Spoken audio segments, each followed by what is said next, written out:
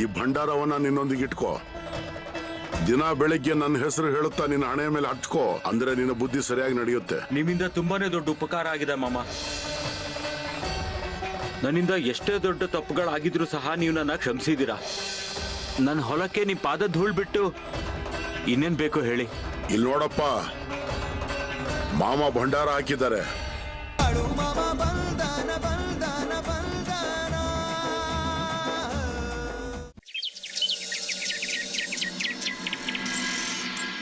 ಬೇಗ ತಯಾರಾಗು, ಹೊಲದಲ್ಲಿ ತುಂಬಾ ಕೆಲ್ಸಗಳಿವೆ. ಅಯ್ಯೋ ಬಂದೇ ಇರಿ. ಹಾ, ಎಷ್ಟೊಂದು ಅವಸರ ಮಾಡ್ತೀರಾ? ಅಯ್ಯೋ ಧೂಳಪ್ಪ, ಓ ಧೂಳಪ್ಪ. ಅಯ್ಯೋ ರೀ, ಇದು ಖಂಡಿತ ಕುಶಪ್ಪ ಭವನವ್ರ ಧ್ವನಿನೇ. ಅಯ್ಯಯ್ಯೋ,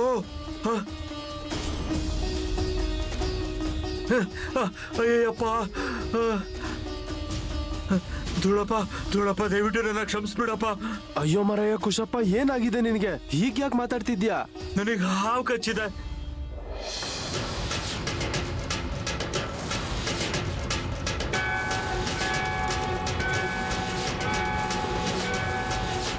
ಅಯ್ಯೋ, ಇದೇ ಹೇಳ್ತಾ ಇದ್ದೀರಾ? ಅಯ್ಯೋ, ಹಾಗಿದ್ರೆ ನೀನು ವೈದ್ಯರ ಹತ್ರ ಹೋಗ್ಬೇಕು ಅಲ್ವಾ? ಅದೆಲ್ಲ ಹೋಗ್ಲಿ ಬಿಡು, ಅಲ್ಲಿ ಹೋಗಿ ಏನು ಉಪಯೋಗ ಇಲ್ಲ. ನಾನೇನ್ ಹೇಳ್ತೀನೋ ಅದನ್ನ ದಯವಿಟ್ಟು ಸರಿಯಾಗಿ ಕೇಳಿಸ್ಕೊ. ನನಗೆ ಅನ್ನಿಸ್ತಾ ಇಲ್ಲ ನಾನ್ ಬದುಕ್ತೀನಿ ಅಂತ.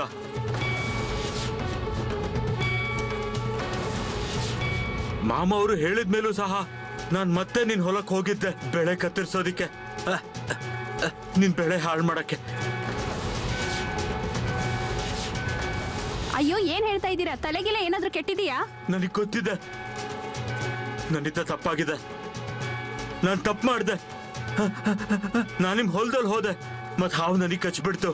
ಹೌದು, ನಿಮ್ಗೆ ಯಾರು ಹೇಳಿದ್ರು? ಹೇಳ್ದೆ ಕೇಳ್ದೆ ನಮ್ಮ ಹೊಲಕ್ ಹೋಗಕ್ಕೆ? ಅಯ್ಯೋ, ಅವನ್ ಜೀವ ಹೋಗೋ ಪರಿಸ್ಥಿತಿ ಬಂದಿದೆ, ನೀನೇನ್ ಮಾತಾಡ್ತಿದ್ಯಾ? ಕುಶಪ್ಪ, ನೀನ್ ಒಂದ್ ಕೆಲ್ಸ ಮಾಡು, ನಿನ್ ಮಾಮ ಅವ್ರ ಹತ್ರ ಹೋಗು, ಇಲ್ಲಾಂದ್ರೆ ನಾನು ನಿನ್ ಜೊತೆ ಬರ್ತೀನಿ. ನನ್ನ ಇಲ್ಲಿಗೆ ಬಾಳು ಮಾಮ ಅವರೇ ಕಳ್ಸ್ಕೊಟ್ಟಿದ್ದು. ಮತ್ತೆ ಅವನ ಹತ್ರ ಹೋಗಿ ಕ್ಷಮೆ ಕೇಳು ಅಂತ. ಆಗ ಮಾತ್ರನೇ ನೀನ್ ಬದುಕ್ತೀಯ ಅಂತ. ಇಲ್ಲ ಅಂತಂದ್ರೆ ನಿನ್ ಜೀವ ಉಳಿಯೋದಿಲ್ಲ. ದಯವಿಟ್ಟು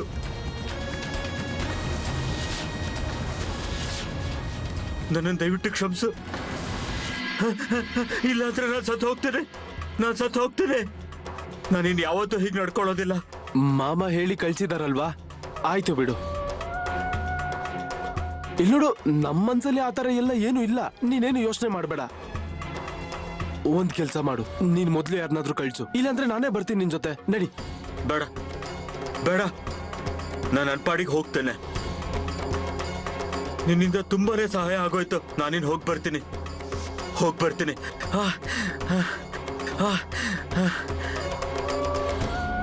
ರೀ, ಇದೆಲ್ಲ ಹೇಗಾಯ್ತು?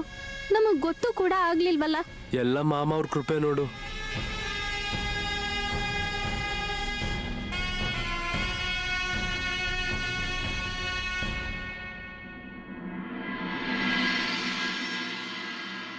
ಓ ಶೇಠ್ಜಿ, ಓ ಶೇಠ್ಜಿ, ಶೇಠ್ಜಿ, ಓ ಶೇಠ್ಜಿ. ಏನಾಯ್ತು? ಅಕ್ಕ ಅವ್ರಿಗೆ ಪತ್ರ ಬಂದಿದೆ. ಏನು? ಏನಾಯ್ತು? ಶೇಠ್ಜಿ, ನಿಮಗ್ ಪತ್ರ ಬಂದಿದೆ.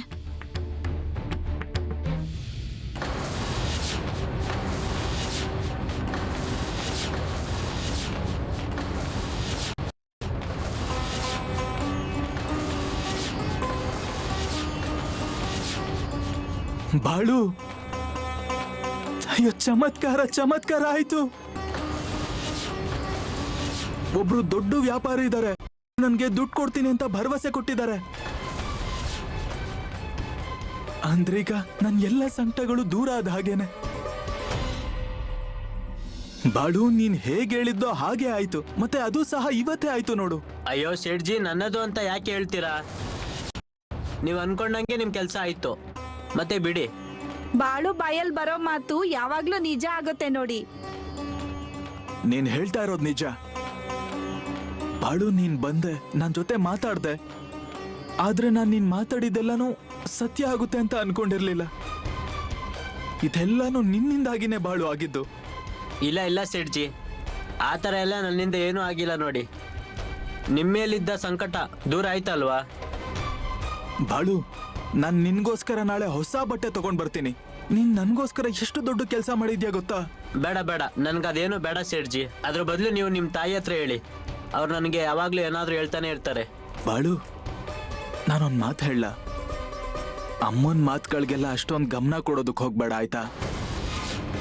ನಾಳೆ ನಿನ್ಗೋಸ್ಕರ ಸಿಹಿ ತಿಂಡಿ ಮತ್ತೆ ಹೊಸ ಬಟ್ಟೆ ತಂದೆ ತರ್ತೀನಿ. ಹಾ? ಏ ಚಂದು, ಮತ್ ಇಲ್ಲೇನ್ ನಡೆದಿದೆ? ಹಾ, ಮತ್ ನೀನ್ ಯಾಕೋ ಇಲ್ಲಿಗೆ ಬಂದಿದ್ಯಾ? ಮೊದ್ಲು ಹೊರಡು. ಮತ್ ಇಲ್ಲಿ ನಿಮ್ ಮಾತುಕತೆ ಏನ್ ನಡೆದಿರೋದು? ಅಮ್ಮ, ನಾನ್ ನಿನ್ಗೆ ಏನ್ ಹೇಳಿ ಏನ್ ಬಿಡ್ಲಿ ಅನ್ನೋ ತರ ಆಗಿದೆ ಗೊತ್ತಾ? ಯಾವ ವಿಷಯ ಅದು? ಅಮ್ಮ, ನಾನೊಂದು ದೊಡ್ಡ ಸಮಸ್ಯೆಯಲ್ಲಿ ತಗ್ಲಾಕೊಂಡಿದ್ದೆ. ನನ್ಗೆ ದುಡ್ಡಿನ ಅವಶ್ಯಕತೆ ತುಂಬಾನೇ ಇತ್ತು. ಮತ್ತೆ ನಾನು ಅದನ್ನೆಲ್ಲ ಈ ಬಾಳು ಹತ್ರ ಹೇಳಿದ್ದೆ. ಅಮ್ಮ, ಅದೇನ್ ಚಮತ್ಕಾರ ಆಯ್ತು ಅಂದ್ರೆ, ನೋಡು, ಈ ಪತ್ರ ಬಂತು. ಇದು ಒಬ್ಬ ದೊಡ್ಡ ವ್ಯಾಪಾರಿ ಇದ್ದಾರೆ. ಅವ್ರು ನನ್ಗೆ ದುಡ್ಡಿನ ಸಹಾಯ ಮಾಡ್ತೀನಿ ಅಂತ ಹೇಳಿದ್ದಾರೆ. ಅಮ್ಮ, ಇದೆಲ್ಲ ಏನೇನಾಗಿದ್ಯೋ ಇದೆಲ್ಲ ಬಾಳು ಇಂದಾಗಿನೇ ಅಮ್ಮ. ಸುಮ್ನೆ ಬಾಯಿ ಬಂದಾಗ ಮಾತಾಡ್ತಾನೆ ಇರ್ಬೇಡ ಬಾಳು ಬಗ್ಗೆ ನೀನು. ಅಮ್ಮ, ನಾನ್ ನಿಜಾನೇ ಹೇಳ್ತಾ ಇದ್ದೀನಿ. ಅಲ್ಲ, ಇವತ್ತೇನಾದ್ರೂ ಈ ದುಡ್ಡಿನ ವ್ಯವಸ್ಥೆ ಆಗಿರ್ಲಿಲ್ಲ ಅಂತಂದಿದ್ರೆ ತುಂಬಾನೇ ದೊಡ್ಡ ಜಗಳ ಆಗಿರ್ತಾ ಇತ್ತು. ಸರಿ, ಆದ್ರೆ ಬಾಳು ವಿಚಾರ ಏನಿದೆ ಇದ್ರಲ್ಲಿ? ನೀನ್ ಯಾಕೋ ನನ್ ಸುಮ್ನೆ ಹೊಗಳ್ತಾನೆ ಇದೀಯ ಅವಾಗಿಂದ? ಅಮ್ಮ, ನಾನ್ ಇವತ್ ಮಧ್ಯಾಹ್ನ ಇದನ್ನೆಲ್ಲ ಬಾಳು ಹತ್ರ ಮಾತಾಡಿದ್ದೆ. ಮತ್ತೆ ಅವನು ಹೇಳಿದ್ದ, ಶೇಠ್ಜಿ, ನಿಮ್ ಕೆಲ್ಸ ಆಗೇ ಆಗತ್ತೆ ಅಂತ.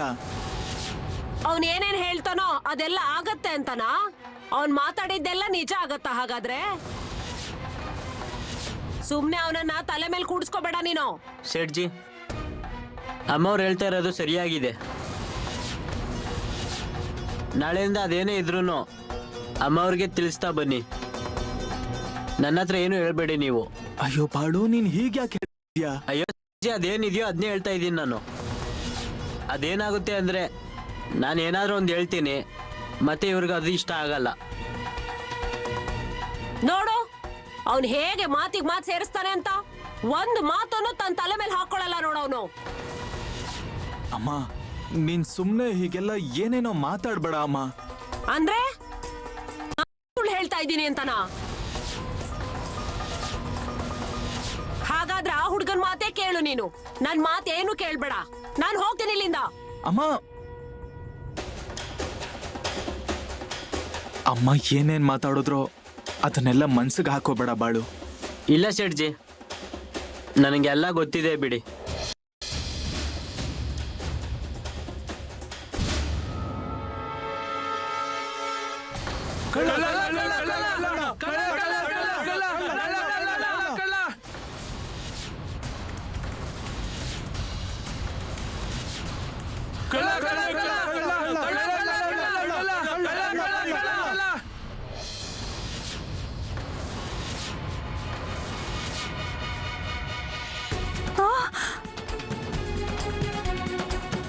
ಏನು, ಏನಾಯ್ತೆ? ಕನಸು ಬಿತ್ತು ರೀ. ಸರಿ, ಕನ್ಸಲ್ಲಿ ಏನ್ ಕಾಣಿಸ್ತು? ಕನ್ಸಲ್ಲಿ ನಮ್ ಮಗ ಕಳ್ತನ ಮಾಡಿ ಓಡ್ತಾ ಇದ್ದಾನೆ. ಮತ್ತೆ ಅವನ ಹಿಂದೆ ಜನ ಓಡ್ತಾ ಇದ್ದಾರೆ. ಕಳ್ಳ ಕಳ್ಳ, ಅವನನ್ನು ಹಿಡೀರಿ, ಅವನನ್ನು ಹೊಡೀರಿ ಅಂತ ಎಲ್ಲ. ಮಾಮ ಹೇಗೆ ಹೇಳಿದ್ರು ಹಾಗೆ ಆಯ್ತು ನೋಡು. ಆದ್ರೂ ನಾನು ನಿನಗೆ ಹೇಳ್ತಿದ್ದೆ ಮಾಮ ಅವ್ರ ಮಾತನ್ನ ಕೇಳು ಅಂತ. ಈಗೇನ್ ಮಾಡೋದು? ನಾನ್ ತಪ್ಪು ಮಾಡ್ದೆ. ಆದ್ರೆ ನನ್ಗೆ ಆ ತರ ಮಗ ಬೇಡ. ಈಗ ಹೋಗಿ ಮಾಮ ಹತ್ರ ಕೇಳ್ಕೊಳ್ತೀನಿ. ನಿನಗೇನ್ ಹುಚ್ಚಿಡ್ದಿದ್ಯಾ? ಬೆಳಗ್ಗೆ ಆದ್ರೂ ಆಗ್ಲಿರು. ಇಲ್ಲ, ನಾನು ಹೇಳೋದಕ್ಕಾಗಲ್ಲ. ಈಗ್ಲೇ ಮಾಮ ಅವ್ರನ್ನ ಭೇಟಿ ಮಾಡ್ಬೇಕು. ಅಲ್ವೇ, ಹಾಗೆ ಹೇಳಿದ್ರೆ ಆಗುತ್ತಾ? ಬೆಳಗ್ಗೆ ಆಗ್ಲಿ ಇರು, ನೀನ್ ತಯಾರಾಗುವಂತೆ.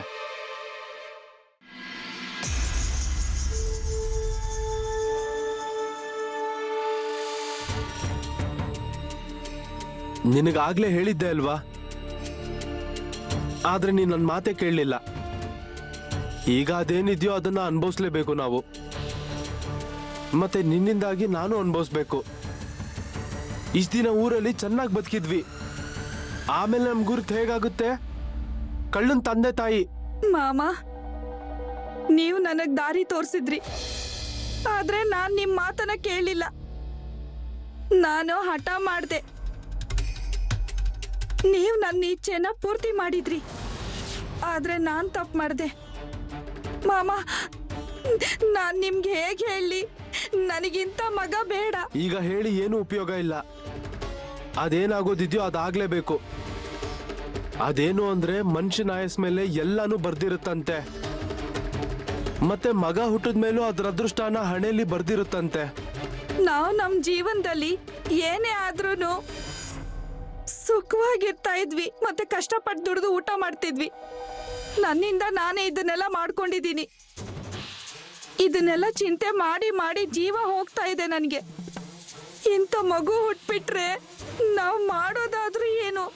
ನಾನು ಯೋಚನೆ ಮಾಡ್ತಿದ್ದೀನಿ, ಈಗ ಜನರು ಮುಂದೆ ಹೇಗ್ ಹೋಗೋದು ಅಂತ. ಎಲ್ರು ನಮ್ಗೆ ಬೇಡದೇ ಇರೋದನ್ನೇ ಹೇಳ್ತಾರೆ, ನಾವು ಸರಿಯಾದ ಮಾರ್ಗದಲ್ಲಿ ಹೇಳ್ಕೊಟ್ಟಿಲ್ಲ ಅಂತ. ಆಮೇಲೆ ಈ ಊರಿನ ಜನ ಈ ಊರಲ್ಲಿ ಬದುಕೋದಕ್ ಬಿಡ್ತಾರೋ ಇಲ್ವೋ ಯಾರು ಗೊತ್ತು. ನಾನು ದೇವರ ಹತ್ರ ಏನ್ ಕೇಳ್ಕೋಬೇಕು ಅನ್ನೋದು ಸರಿಯಾಗಿ ಗೊತ್ತಾಗ್ಬೇಕು.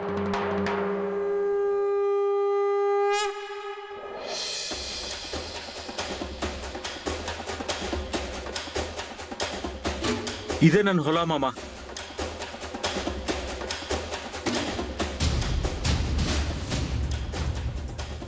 ನೋಡ್ರಪ್ಪ, ನೀನ್ ಹೇಳ್ತಿದ್ಯಾ ಅಂತ ನಾನು ಭಂಡಾರವನ್ನ ಹಾಕ್ತೇನೆ. ಚಂದು,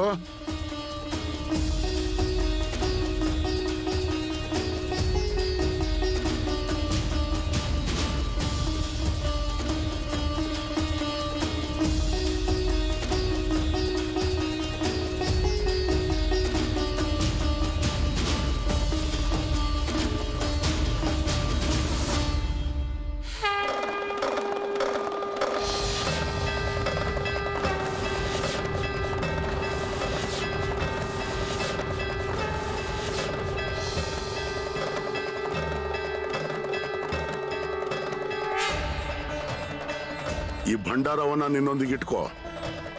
ದಿನ ಬೆಳಿಗ್ಗೆ ನನ್ನ ಹೆಸರು ಹೇಳುತ್ತಾ ನಿನ್ನ ಹಣೆಯ ಮೇಲೆ ಹಚ್ಕೋ, ಅಂದ್ರೆ ನಿನ್ನ ಬುದ್ಧಿ ಸರಿಯಾಗಿ ನಡೆಯುತ್ತೆ. ನಿಮ್ಮಿಂದ ತುಂಬಾನೇ ದೊಡ್ಡ ಉಪಕಾರ ಆಗಿದೆ ಮಾಮ. ನನ್ನಿಂದ ಎಷ್ಟೇ ದೊಡ್ಡ ತಪ್ಪುಗಳಾಗಿದ್ರು ಸಹ ನೀವು ನನ್ನ ಕ್ಷಮಿಸಿದ್ದೀರಾ. ನನ್ನ ಹೊಲಕ್ಕೆ ನಿಮ್ ಪಾದ ಧೂಳ್ ಬಿಟ್ಟು ಇನ್ನೇನ್ ಬೇಕು ಹೇಳಿ. ಇಲ್ಲಿ ನೋಡಪ್ಪ, ಮಾಮ ಭಂಡಾರ ಹಾಕಿದ್ದಾರೆ. ಇನ್ನು ಒಳ್ಳೆ ಬೆಳೆ ಬರುತ್ತೆ, ನೀನೇನು ಚಿಂತೆ ಮಾಡಬೇಡ. ಹಾಗೆ ಯೋಚನೆ ಮಾಡಿ ನೀನ್ ಕಷ್ಟಪಡದೆ ಇದ್ರೆ ಹಾಗೆಲ್ಲ ಏನು ಆಗೋದಿಲ್ಲ. ಇಲ್ಲಿ ನೋಡಪ್ಪ, ನಿನ್ ಸಲುವಾಗಿ ನೀನು ಈ ಜಮೀನಲ್ಲಿ ಕಷ್ಟಪಡಬೇಕಾಗುತ್ತೆ, ಬೆವರು ಹರಿಸಬೇಕು, ಆಗ ಒಳ್ಳೆಯ ಬೆಳೆ ಬರುತ್ತೆ ನಿನಗೆ.